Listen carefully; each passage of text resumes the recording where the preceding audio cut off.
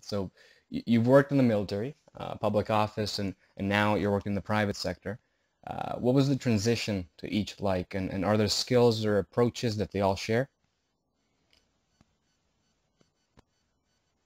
Well, obviously in the military, it was a very progressive hierarchy of positions, and the professional military education system that every few years you're going back to some school or other, a basic course, an advanced course a few years later. That's a 6-month period. Then there's a command and general staff college. That's an academic year. And then if you make it a war college, it's an academic year. So there's a lot of, again, very progressive in terms of assignments, in terms of the professional education that you receive along the way.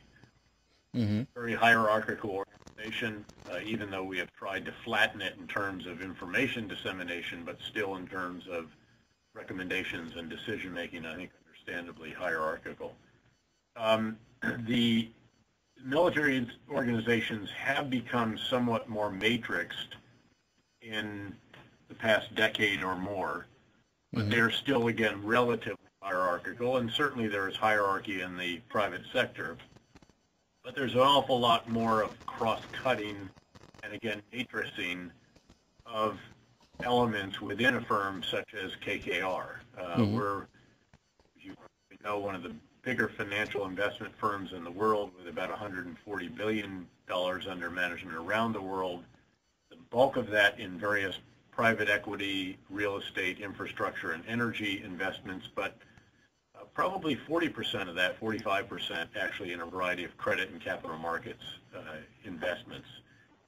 It's an extraordinary gathering of individuals, and everybody works very, very closely together. It's a relatively modest-sized firm. I mean, it's not as big as 2 battalions, really. It's maybe 1,400 people in total, perhaps a bit less than that, with many, many, many consultants and various firms that support us. But the core of the organization and the true professionals are certainly probably less than 450 people managing that 140 billion in about 140 firms around the world that we think employ nearly, on a given day, nearly 1 million people around the world.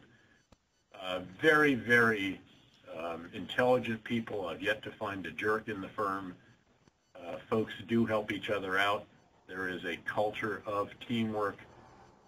There is a culture also of being forthright in assessments of potential investments.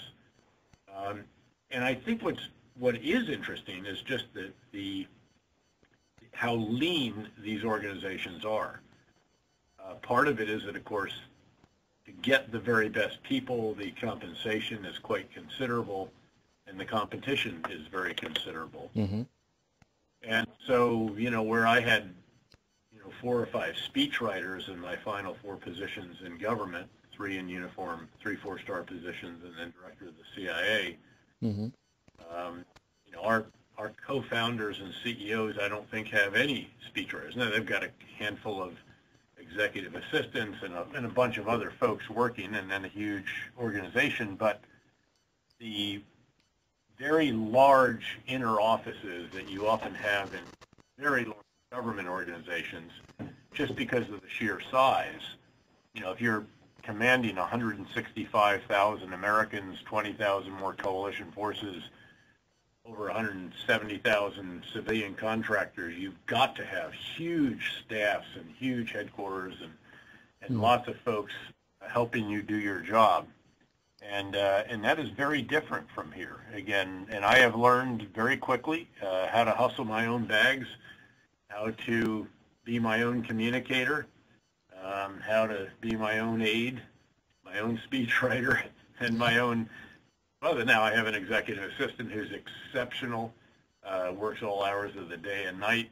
Again, truly extraordinary people, and we have a great core staff and a bunch of then lots of folks on retainer in various ways.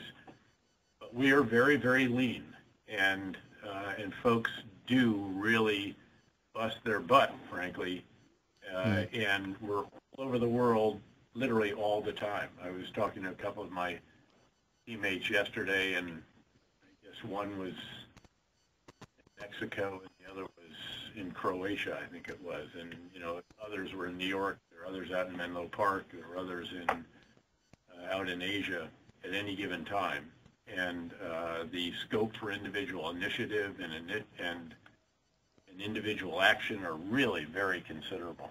But I've been hugely impressed by the sheer talent, the quality of the people, and then I also, in a much more macro sense, have been really struck, and I say this having taught economics at West Point, then more recently at the City University of New York, a policymaker that touched on that, and out at University of Southern California.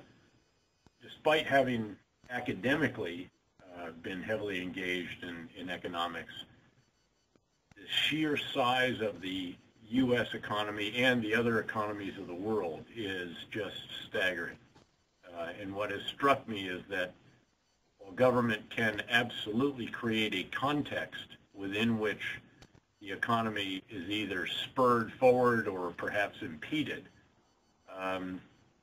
it cannot stop the massive forces, the really big forces that we are constantly trying to understand, and then about which we're trying to derive implications for potential investments in the future.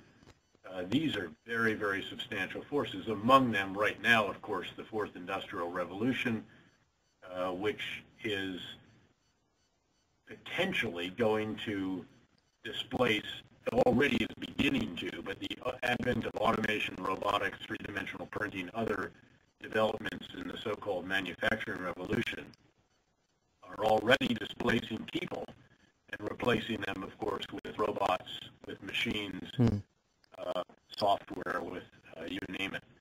And the implications of that are very profound, and we're constantly grappling with those, both with the major investments that we make, and then also as we do what's called growth capital, the smaller, these are not quite venture capital, they're more well along than that. But we're evaluating those constantly as well, and they give us insights further into what big changes will be coming down the road for some of the bigger investments in which we're engaged.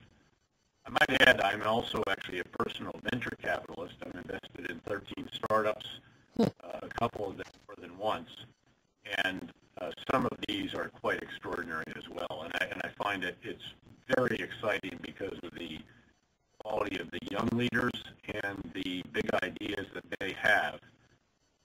That's why I will invest in a firm. And these are positions you're invested in, not KKR, right? That's correct, and we run it through compliance, needless to say, Sure. To make issues, and frankly, it's generally applauded, really, because it's giving individuals of us, many here do that, but it gives us insights into what's going on in the tech world typically, and again, these will have ramifications for perhaps some of the bigger investments that we have in the financial sector or in some of the manufacturing or industrial sectors, in energy, in infrastructure, and so forth.